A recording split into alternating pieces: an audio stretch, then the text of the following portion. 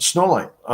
Look, I cannot think of a company that has executed better than Snowline at all levels. Okay, on the technical side, on the corporate side, on the money raising side. I mean, I got to give it to Scott and his team all the credit. It's just phenomenal what these guys do.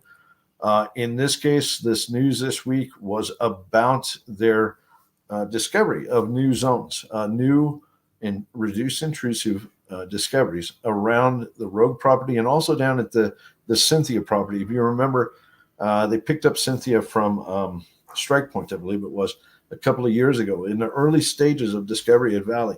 That's a smart thing to do. When you know you're onto a big discovery, you grab land, okay? And they did it, okay? So they grabbed the land down to the south, and now they have a nice new, very exciting reduced intrusive target I'm going to talk about.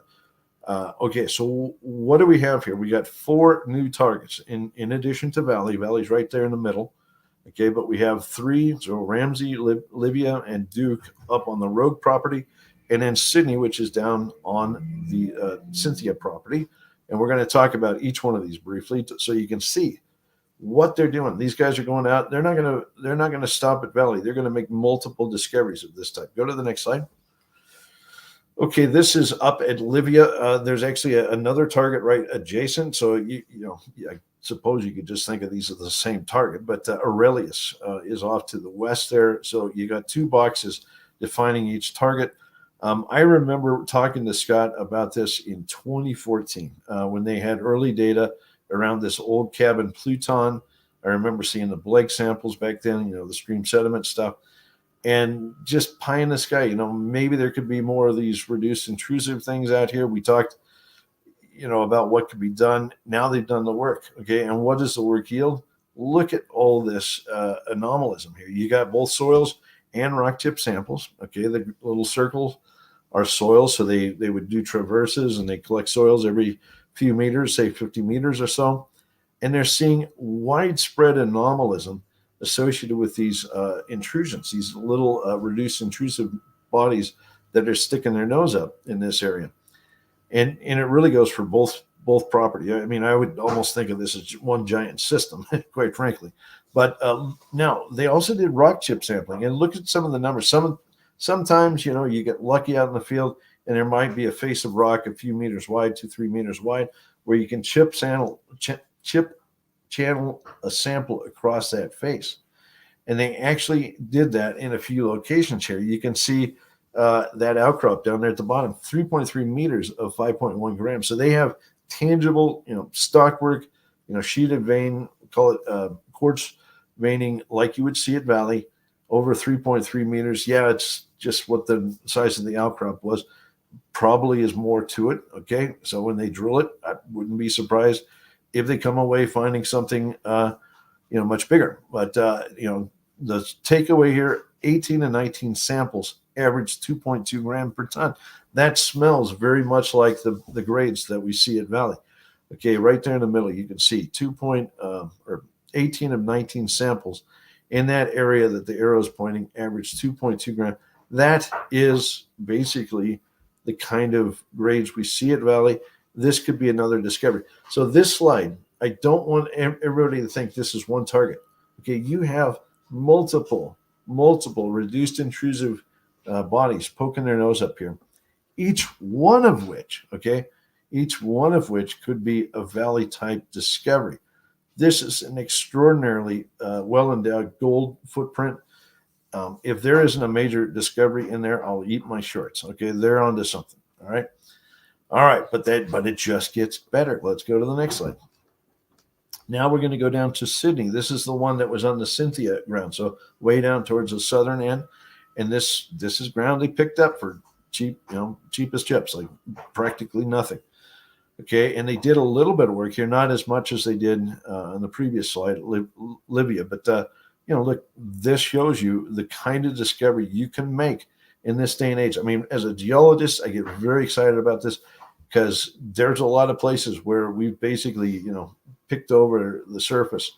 This is fresh, new discovery. It's so exciting to see. They have a number of rock chip samples here that are very very high grade, up to, like that 14 grammer up at the top. But here's what's even more exciting. Go to the next slide. They see sheeted veining, okay? Like this is sticking out of the ground, staring them in the face, okay? The arrow that I put over here on the left-hand side points to little linear features that you see crisscrossing that outcrop. Those are little tiny quartz veins, each one of them. And they're seeing the sheeted veining. So sheeted meaning, one after another, just like we saw at Valley, okay? Like if that photo doesn't look like the one over here on the right, which we now know is probably a 10 plus million ounce gold deposit, again, I'll eat my shorts. Okay, that's incredible. Okay, so Livia, winner. We had multiple targets there. Now we're down at Sydney. Oh, wow, this is sticking out of the ground. I can't wait to see a drill go into this puppy. Okay, everybody thinks that like Snowline's kind of peaked out or something. Are you crazy? We're talking about quantum leaps here. You could have multiple discoveries like Valley staring us in the face, and these guys have done a fantastic job. But go to the next slide. Okay, these two don't have any images or photographs, to throw at you. But if you read the text here, sheeted veins. Look at there, that Ramsey target. They mentioned sheeted veins, and then guess what? They mentioned outcropping bismuth minerals, and people say, "What the heck is this nuthead talking about?" Look. If I'm out in the field and I'm looking for a reduced intrusive and I whack a piece of granite with sheeted veins in it and I look and I see little gray speckadoos, bismuth minerals, I know I'm onto something, okay? And in fact, they see that here, okay? This is incredible. So Ramsey, yet another. Duke target. Now look at this one. I think this one, if I remember right, one of these puppies has a big assay in it. My eyes are so terrible. Thank you, Nathaniel. There it is. Sorry, Ramsey was the one with the 86.5 gram per ton. Holy guacamole. I mean, that's crazy. Okay, you don't walk up to an outcrop every day and hit, nearly 3 ounces of gold per ton. So Ramsey has sheeted veins, bismuth, all the bells and whistles, and already seeing high grade. Wow. Okay. And then this Duke target, you read through all of this verbiage, this geobabble. It's like, oh, what is this nonsense? And again, they're seeing sheeted veins, 10 veins per meter. Oh my gosh, over an area 500 by 350 meters. Just make a picture in your head. Sheeted veins, those little tiny veins, 10 of them per meter, okay? Over an area 500 by 350. I mean, that's crazy. That's almost the size of Valley, okay? Like, again, each one of these can be a new Valley type discovery. If people don't get that, heaven help us, because these guys could find, like, okay, great, they're whatever, $5 or $6 a share right now, wonderful, but they could be, they could add value in multiples here with these discoveries. This is crazy stuff. All right, go to the next slide. All right, one of our investments that I haven't actually talked about for a while. I can't remember when I last spoke about Intrepid, maybe early this year. I can't remember, but they did their maiden drilling. Okay, this drilling was at this Corral Copper property. It is one of a collection of properties they have. I'll show you a map in a minute. But in this first round of drilling, they managed to hit, the 3 headline holes here are all over 100 gram meter. Yes, they're copper gold. Okay, so I've converted and made these gold equivalent, gram meters. But each one of these puppies has hit bigly. Okay, 250 gram meter for the top one, to 135, and then 165. Okay, so that's a winner in my book. When you hit 3 100 plus gram meter holes, especially in an early stage program, that's a discovery. So we know there was mineralization here, but this is definitive proof, and it's also very high quality data that they can use to build on now. Okay, go to the next slide. Okay, so Corral Copper is that little goldish colored circle way down there in the lower right. It's due east of Tombstone, Arizona. Now, everybody thinks Arizona, okay, this must be a porphyry. Nope. This is actually a somewhat unique system in respect to the rest of the deposits, or I should say most of the deposits across Arizona. Yes, Arizona is well known for porphyries, but it also has another type of copper deposit that's lesser known, but Bisbee, you can see due south of Corral Copper, is an example. Bisbee is probably an IOCG, an iron oxide copper gold deposit. It is different. It's different age. It's different, formation, etc. I won't go into the weeds just now, but the point is Corral Copper is probably similar to Bisbee, and Bisbee was a very large deposit. It was a very large and high-grade deposit. It had very high-grade copper and gold, as well as some other metals. I believe it produced several million ounces, like 3 or 4 million ounces of gold, and several million tons of copper. Okay, Corral Copper looks like Bisbee to me. Go to the next slide. Here's the area they drilled. This is a trend. It's more of a linear trend, so it's not like a plug or an intrusion like you'd normally see with a porphyry. This is more structurally controlled. It's a shear zone. Think of it that way. So it's a linear belt, and they've named their targets very cleverly after Wyatt or, anyway, I won't. OK Corral, right? So that's where the names come from. Look, they tested a number of these. There are historic holes there, but they tested a number of these, and they did get some really good results. But here's the thing. This drilling, as well as historic drilling, is very shallow. Go to the next slide. They barely skim the surface here. Okay, this is a vertical profile. Bisbee, we know, goes down hundreds and hundreds of meters. These guys are basically just testing the very nearest surface stuff. Okay, this is within 100 and 200 meters of surface, most of these holes that were released. Okay, these are kind of the blobs of mineralization that are showing up, at least with the current drilling. Are they open? Yes, probably. At depth, these things probably continue. That shear zone isn't going to just form a little narrow thing at surface. It's going to form a sheet-like thing that continues to depth. Okay, so these guys have definitely tagged into something that's interesting. Could it be another Bisbee? Perhaps. Okay, very good job, very good start. It's worth looking at, especially in the day and age when we know both copper and gold are going to do well. Let's go to the next slide. This is a core from that drilling they did. The picture over here on the left is a stick of basically solid Calop Pyrite. Okay, if you know anything about porphyry deposits, there's little tiny veins that are all crisscrossing one another. This is not that. Okay, this is massive Calop Pyrite, which is a copper sulfide mineral. And you can see it's way different, in terms of its geology, it's way different than a porphyry. Okay, and this image over here on the right, similar. So the goldish color is Calop Pyrite, big blobby stuff. And then that black stuff, it's kind of net textures, like little, it almost looks like a zebra.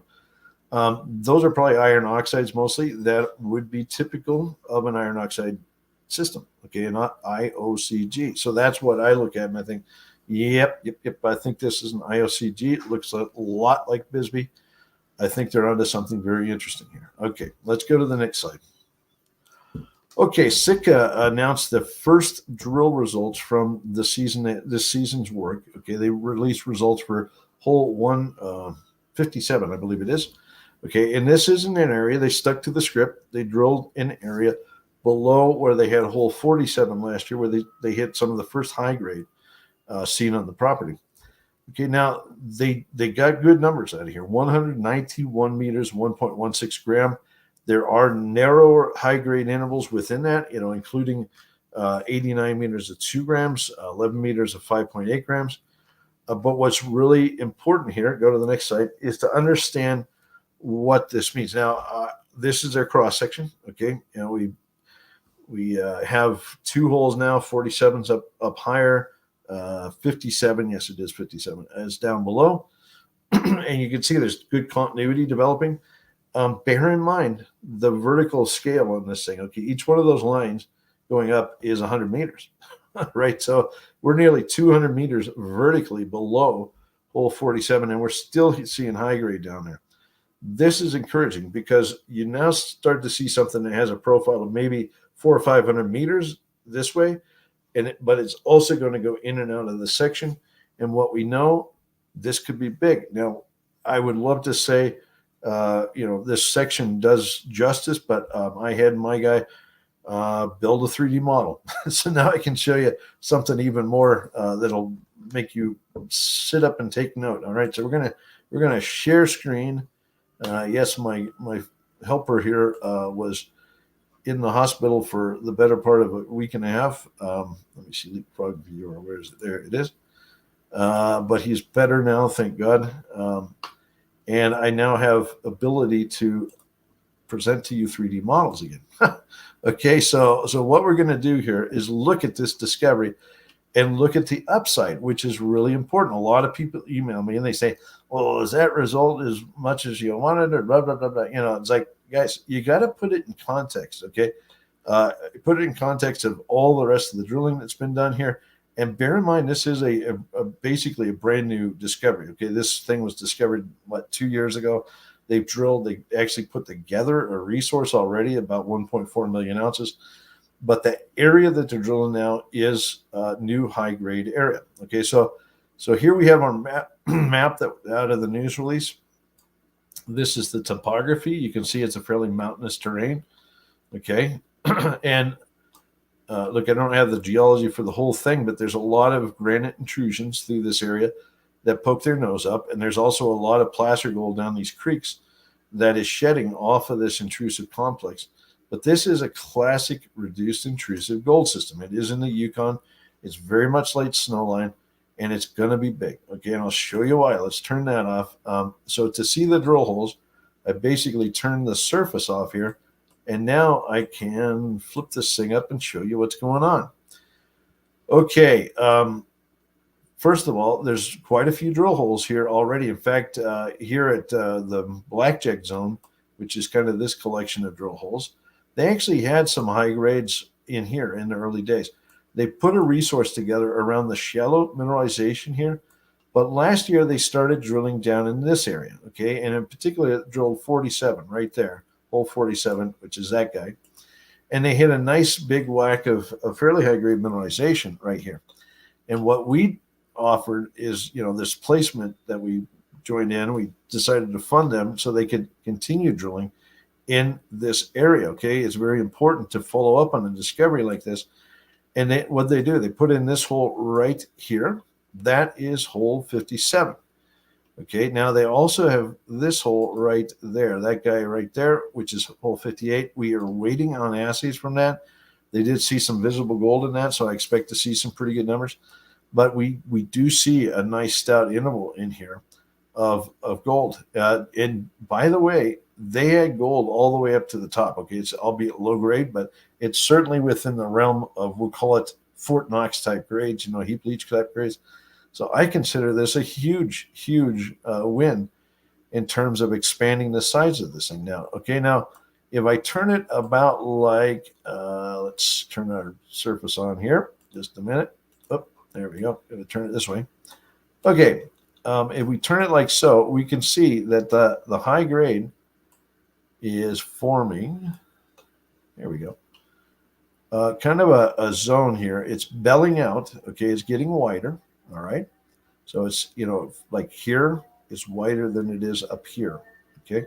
So it is starting to balloon out. I do think that's important because I think we're at the tippy top of the system. So I think there could be something enormous down here. Yes, you got to put these things in context, guys. You can't just go, oh, that drill hole did this and that drill hole, whatever. Okay. No, you got to look at the whole picture. All right. So we got something that's starting to widen up down here. It's kind of evening out in terms of grade, but that's what we would expect, you know, more consistent, say 1.x gram.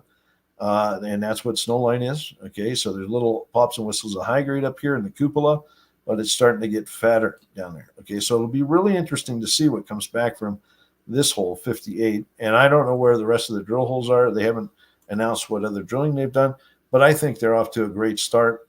I think there could be something immense lurking down here. Okay, if I turn it this way, you can see it is wide open in this direction. People say, well, geez, that's underground. You know what? If you found about 2 or 3 million tons of 1.1 gram underground, you're going to figure out how to block cave it. Okay, in fact, if anything, there's a lot of companies out there these days that would prefer to block cave something. So I don't see that as a dilemma at all. But where it gets really interesting now. Okay. This little area is called Saddle. Definitely have some good gold, albeit kind of spotty and pops and whistles here. But we do have gold popping up over here. Okay, look at the scale. The scale bar down here, as I zoom in and out, it changes. Okay, but you can freeze the frame and you can have a look at it. We're like 400 or 500 meters from this area known as Blackjack over here to Saddle. Do you think this gold connects with that? Yeah, I would say likely. You know, how? We don't know, but I think it will. But then we have this area over here, which I believe is called Eiger, if I remember the name right. And this also has a bit of a resource put around it. Again, the assays are a little bit pops and whistles like spotty, which tells me they're probably high in the system. That's my guess. Okay, but there's some good numbers in there. Okay, but start to think in third dimension. You got gold here, here, here, and we know this is driven by an intrusion. We know we're at the tippy top of the intrusion. Okay, imagine a mothership down here. Okay, that's basically generating all of this gold. Okay, this is the kind of target we're looking for. So do I get excited about the potential here at Sitka? Absolutely. And this data that comes back hole by hole is just very important in building the story. All right, I do think that we're going to find that all of these things connect, and there's something much bigger that's created the whole thing, and it's probably hiding down in this neighborhood down here. Okay, so there's that one. Let's see. Let's do stop sharing, guys. If I blabber on, you got to tell me to stop. I notice it's after 1 T-Money Christmas.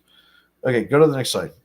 Okay, I'll tell you what. Since we're running so short on time, go. Core looks like tippy top of a big intrusion. I've made this point before. You listen to previous videos. This core tells me they're at the tippy top, and the grades in here are really strong. Okay, there's some nice individual assays in there. Go to the next slide.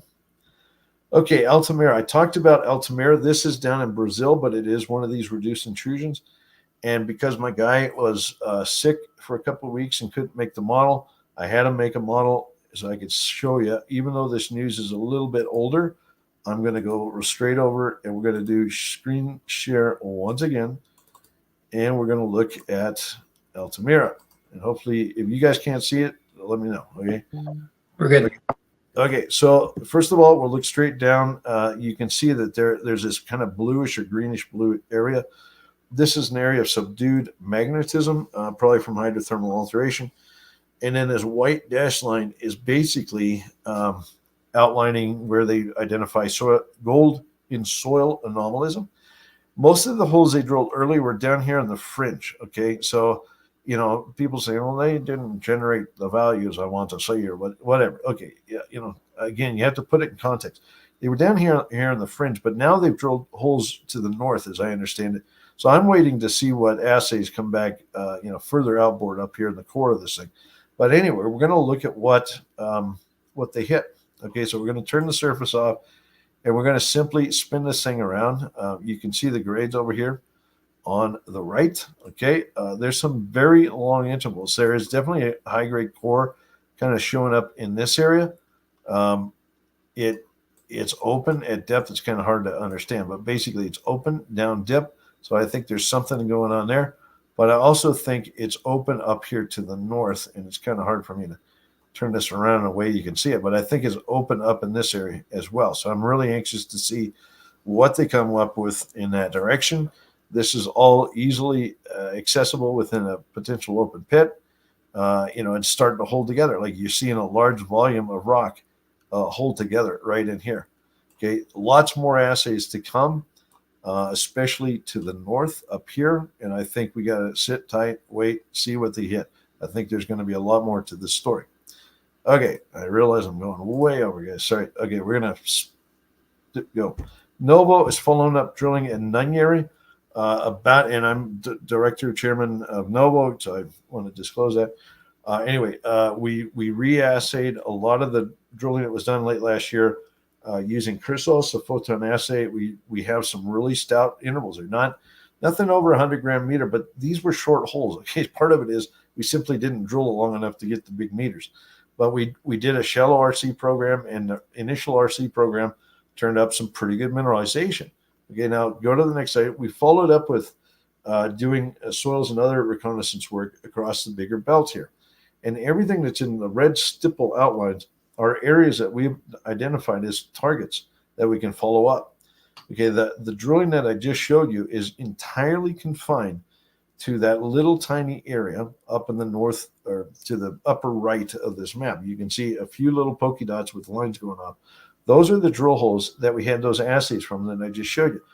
All right. If you can imagine finding this over a broader area, there's actually a lot of volume here. This is about 2 kilometers field of view.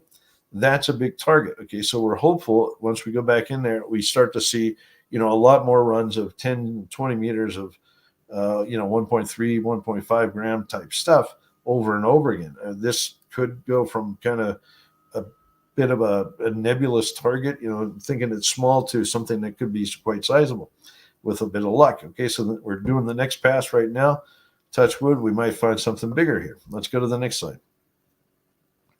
Okay, Inflection put out news this week that Anglo Gold Ashanti has decided to commit to the Earnin at Duck Creek. If you remember, Anglo Gold, by spending $10 million across all of these projects, they then have the right to now earn in on individual ones, and they've already elected not to say they won't elect on the other ones, but they've already decided to earn in on Duck Creek.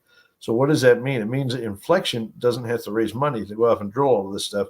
Anglo Gold is going to be spending $7 million and then $20 million, and then to get to a PFS, probably like $200 million bucks. Okay, like that's very expensive work. So basically, Anglo Gold's going to pay the bills for the time being, and they're going to do the work and hopefully make a big discovery. All right, go to the next slide. Okay, these are the highlights. I don't have time to read through every single one of these, but long story short, they are going to commit to drilling some deep holes down into the Duck Creek area, and they're going to test some of those anomalies. And I think I talked about 1 or 2 weeks ago. They did some basically tomography is what it's called, to look at the subsurface and look for areas where there might be intrusions, and they defined some very discrete, high velocity, seismic velocity rocks at depth that they think are the intrusions. Okay, so touch wood, one of these 8 holes pokes into something like Acadia.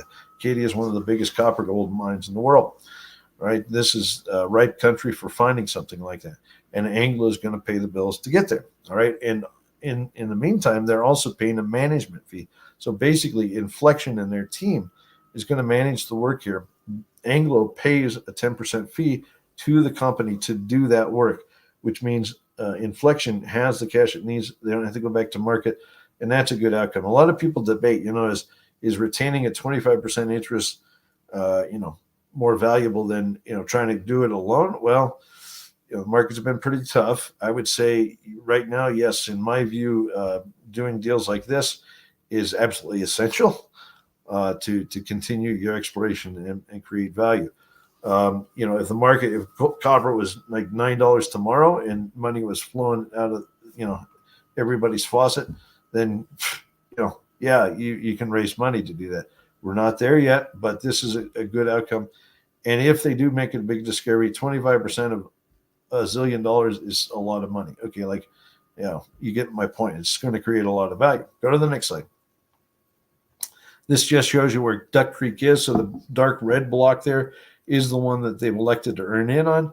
The others that are shaded in a bit darker red are the other earn-in targets that Anglo can opt in on. They haven't really got there yet. They focus most of the work at Duck Creek, but that's all right. They will. Okay, let's go to the next slide. Okay, Pacific Ridge had news out this week that they're going to do some work at this Chuchi copper gold project. This is the southernmost, well, not quite the southernmost. I guess Anjo is the southernmost. Anyway, over here on the right-hand side, you can see their claim block. That Chuchi is towards the southern edge of this map. Look, I'll be flat out. This isn't my favorite target in the world. Okay, I do like Cliola, and I think they need to do some more work there, and I hope they do. But I'll at least talk about Chuchi and what the plan is here. Now, they specifically state they found a 6-kilometer long copper gold porphyry trend. Okay, let's talk about it. Go to the next slide. All right, you can see it's pretty big land position. Okay, this is probably 12 or 14 kilometers from east to west across this property. It's a big property.